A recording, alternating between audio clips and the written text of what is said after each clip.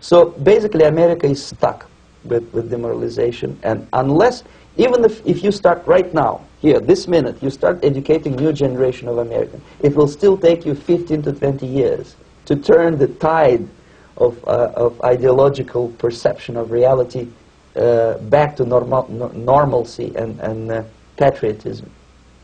The next stage is destabilization. This time, subverter does not care about your ideas and the patterns of your consumption. Whether you eat junk food and get fat and flabby, it doesn't matter anymore. This time, and it takes only from 2 to 5 years to destabilize a nation, what matters is essentials: economy, foreign relations, defense systems. And you can see it quite clearly that in some areas, in such sensitive areas as defense and economy, the influence of Marxist-Leninist ideas in the United States is absolutely fantastic. I could never believe it 14 years ago when I landed in this part of the world that the process will go that fast. The next stage, of course, is crisis. It may take only up to 6 weeks to bring a country to the verge of crisis. You can see it in Central America now. And after crisis, with a violent change of power, structure, and economy, you have so-called the period of normalization. It may last indefinitely. Normalization is a cynical expression borrowed from Soviet propaganda. When the Soviet tanks moved into Czechoslovakia in '68, Comrade Brezhnev said, "Now the situation in brotherly Czechoslovakia is normalized."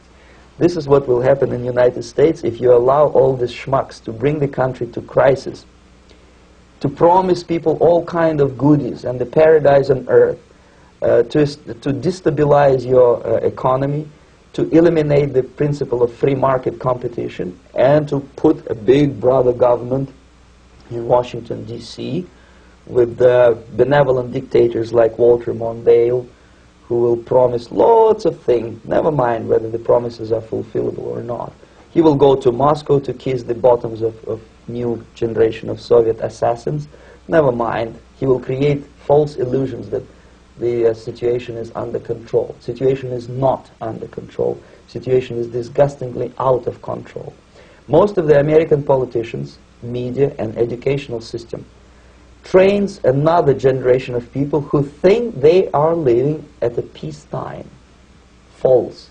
United States is in a state of war, undeclared total war against the basic principles and the foundations of this system. And the initiator of this war is not Comrade Andropov, of course.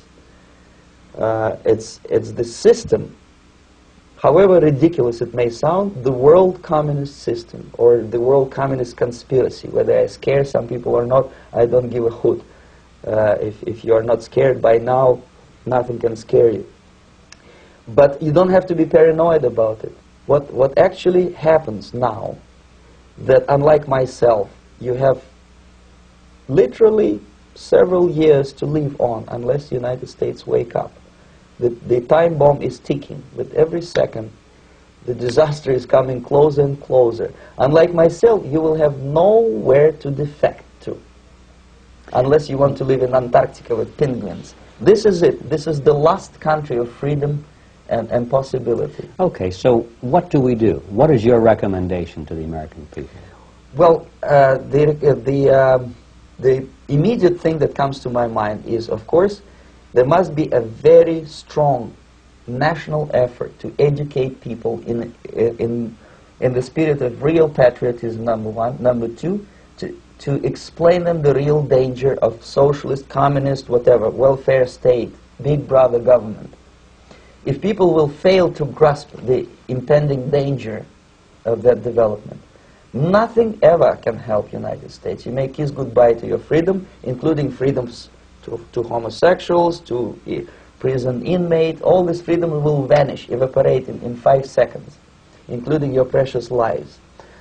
The second thing, the moment at least part of the United States population is convinced that the danger is real, they have to force their government. And I'm not talking about sending letters, signing petitions, and all this beautiful, noble activity. I'm talking about forcing United States government to stop aiding communism.